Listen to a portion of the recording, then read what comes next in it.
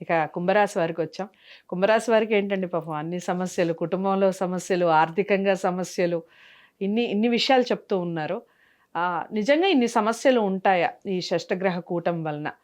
లేదా వాళ్ళు ఏమన్నా చిన్న మార్పులు చేసుకోవడం వల్ల, వాళ్ళ వ్యక్తిత్వంలో చిన్న చిన్న మార్పులు చేసుకోవడం వలన నిజంగా హ్యాపీగా లైఫ్ ఉంటుందంటారా? ఒకవేళ హ్మ్, ఈ గ్రహ కూటమి వలన, ఈ షష్టగ్రహ కూటమి వలన ఈ ప్రమాదాల్లో చిక్కుకునే అవకాశాలుంటాయి. దాన్ని ఓవర్‌కమ్ చేయాలంటే ఎన్ని రోజులు ఈ ప్రెడిక్షన్ తీసుకోవాలి? ఏమిటి దానికి సంబంధించి చెప్పండి? కుంభరాశి వాళ్ళకి ద్వితీయ భావంలో షష్ఠగ్రహ కూటమి. హ్మ్. కుంభము, మీనం హ్మ్. ద్వితీయ భావం. అయితే ద్వితీయ భావము అంటేనే మనము జ్యోతిష్ శాస్త్ర ప్రకారంగా రాశిరీత్యా మనం చూసుకుంటే గోచార ఫలం కాబట్టి వాళ్ళకి ధనస్థానము, హ్మ్. వాక్స్థానము, వ్యవహార స్థానము, హ్మ్. కొంచెం మేనేజ్మెంట్ లాంగ్వేజ్ చెప్పాలంటే ఐక్యూ. హ్మ్. ఎక్కువనా? స్టూడెంట్స్‌కి అయితే ఐక్యూ లెవెల్స్ గురించి మాట్లాడతారు. హ్మ్. ఈ షష్ఠగ్రహ కూటమి అందులో రాస్యాధిపతి కూడా వాళ్ళకి ధనస్థానంలో భావంలో ఉంటాడు. హ్మ్. యాక్చువల్‌గా వాళ్ళు ఏలినాటి శని గూడా నడుస్తుంది గదా! కుంభరాశి ఏలినాటి వారికి. శని నడుస్తుంది. హ్మ్. అయితే వాళ్ళకి కుంభరాశి వాళ్ళకి మీరన్నారు గదా! వాళ్ళు అన్ని రకాల సమస్యలు వాళ్ళకి కుటుంబ, ఆర్థిక హ్మ్. అన్ని రకాల సమస్యలని చెప్పారు. వాళ్ళకి కుంభరాశి వాళ్ళలో వాళ్ళ scientific experiments on their own self. హ్మ్.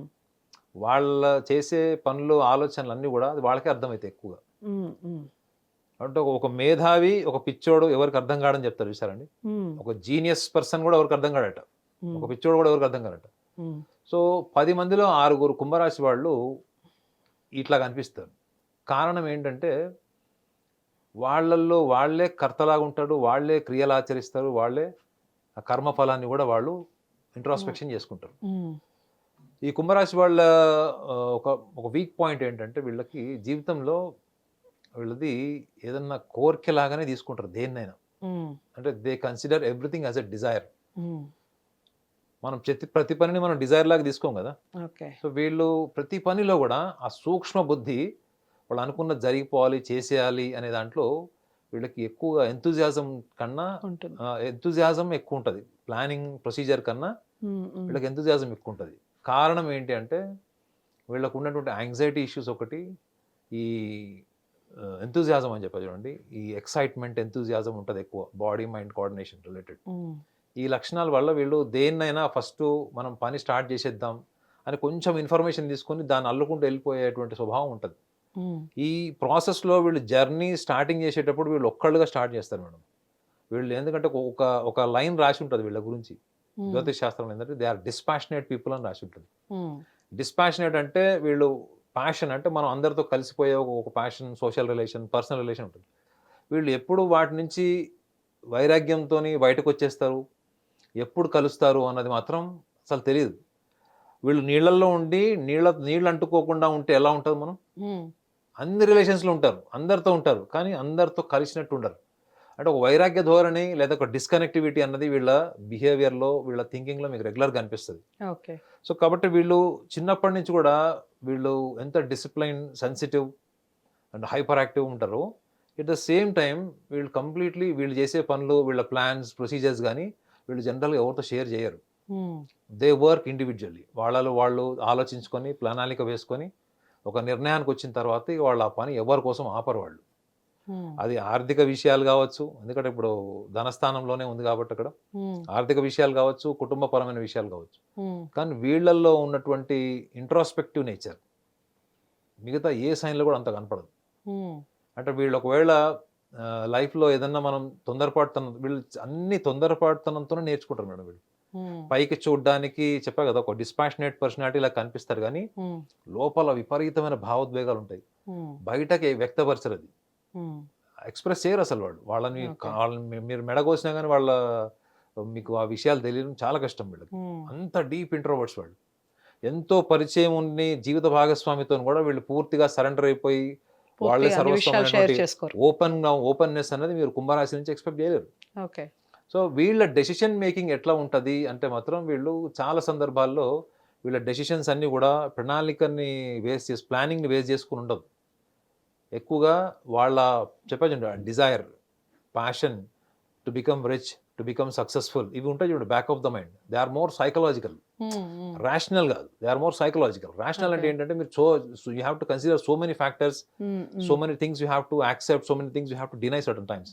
బట్ వీళ్ళు ఏంటంటే వీళ్ళు ముందుగానే ఏర్పరచుకున్నటువంటి భావాలు, ఊహలు, ఒక డ్రామాటిక్ ఒక డ్రామాని ఒక డైరెక్టర్ ఎట్లయితే విజువల్గా చూపిస్తాడో వీళ్ళు అదే అనుకుంటారు అనమాట. నేను ఇలా ఊహించాను, ఇలా జరుగుతుంది అనేటువంటి ఒక ఆలోచనతోని ఇలాగే జరగాలి. ఆ టైంలో వాళ్ళు ఎంత మొండిగా అయిపోతారంటే, అదే వాళ్ళలో ప్రపంచానికి నచ్చని లక్షణం ఏంటంటే, ఒక్కసారి వాళ్ళు ఆ నిర్ణయం తీసుకొని ఆ ప్లాట్ఫామ్ మీదకి వచ్చారనుకోండి, దూరదృష్టే ఉండదు అసలు.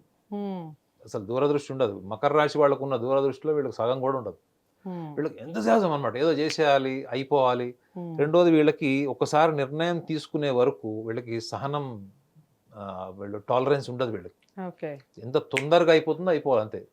అదే వీళ్ళు యుద్ధాల్లో ఉన్నారనుకోండి, ఫస్ట్ మిజైల్ రెడీగా ఉంటుంది వీళ్ళ చేతిలోంచి వెళ్ళిపోవడానికి. వీళ్ళు ఓపిక ఉండదు, సహనం ఉండదు, అంతా అయిపోవాలి అంతే. ఎట్లా ఏదన్నా చేసి సోషల్ నార్మ్స్ బ్రేక్ చేసైనా, కండిషన్స్ బ్రేక్ చేసైనా మనం అనుకున్నది సాధించాలి అన్నదే మీకు వీళ్ళ జీవితంలో కనిపిస్తుంది మేడం.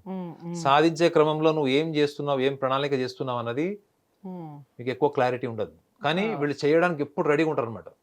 ఒక ఆర్మీ సోల్జర్ దగ్గర అన్ని వెపన్స్ తో రెడీగా ఉంటాడు. కానీ అంటే అతని టార్గెట్ ఏంటి, గోల్ ఏంటి అన్న విషయంలో క్లారిటీ కన్నా ఎక్కువగా ఆ ఎంతూజియాజం ఎక్కువ ఉంటుంది.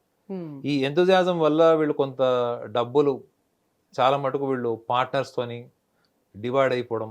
కారణం ఏంటంటే అంత లోతుగా దేన్ని పరిశీలించకపోవడం, కొంచెం సూపర్ఫిషియల్ గా ఉండడం. అంటే ఫైనాన్షియల్ మ్యాటర్స్ లో నాకు తెలిసి కుంభరాశి వాళ్ళు ఫైనాన్షియల్ మ్యాటర్స్ లో అంత దిట్ట కాదు. తులారాశి లాగా, ధనురాశి లాగా, కన్యారాశి లాగా వీళ్ళంతా ఎక్స్పర్ట్స్ కాదు వీళ్ళు.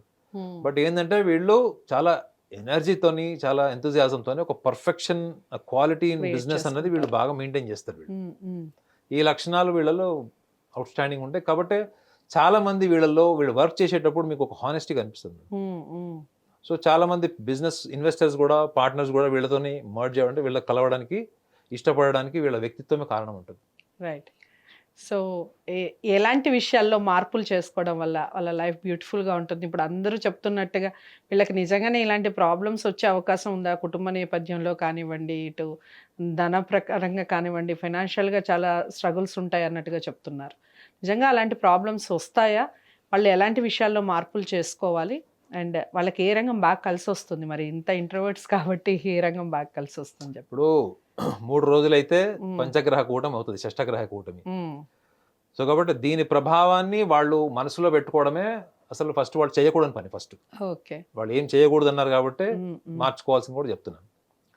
వాళ్ళు ఫస్ట్ దీన్ని పరిగణలోకి తీసుకోవాల్సిన అవసరం లేదు. బట్ ఇన్ జనరల్ నేను చెప్పేది వాళ్ళకి ఎటర్నల్ ఫ్యాక్ట్, అంటే జీవితకాలం పనికి వచ్చేది. అది 15 సంవత్సరాల పిల్లవాడైనా, అమ్మాయి అయినా, అబ్బాయి అయినా, 70 సంవత్సరాల వృద్ధుడైనా ఈ లక్షణాలు పనిచేస్తాయి. సో కుంభరాశి వాళ్ళల్లో చాలా భయంకరంగా చెప్పేటువంటి ఒక నెగిటివ్ క్వాలిటీ ఏదంటే, వాళ్ళు ఎవరికి అర్థం కానటువంటి భావజాలంతో ఉంటారు. వాళ్ళకు తోచిందే చేస్తారు. వాళ్ళ నిర్ణయాల్లో చాలా మొండిగా ఉంటారు. అసలు ఫ్లెక్సిబిలిటీ ఉండదు వాళ్ళకి.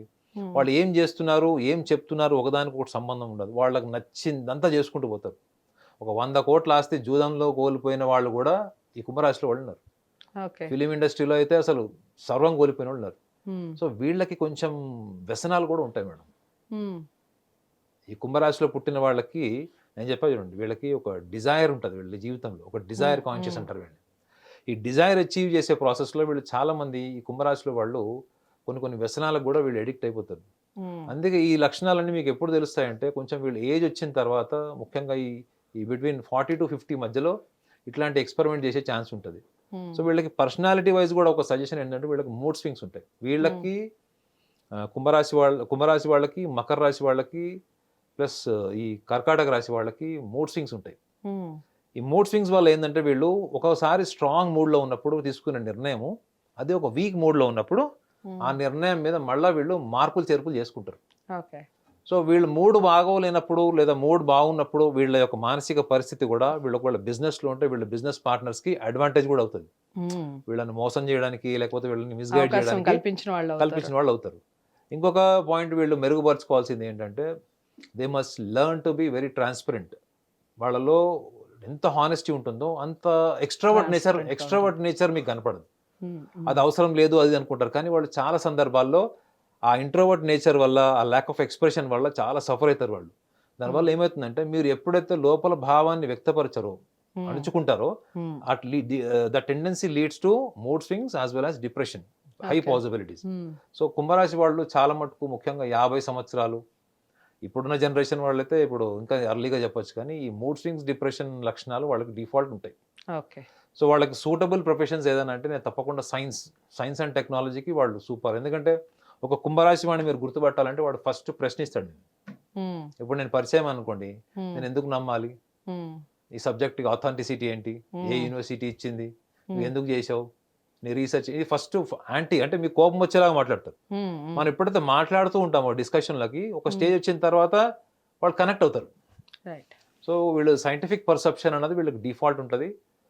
మోర్ దాన్ బిజినెస్ వీళ్ళు ఇన్నోవేటివ్ క్రియేటివ్ ఫీల్డ్లో ఉంటే బెస్ట్ వీళ్ళు.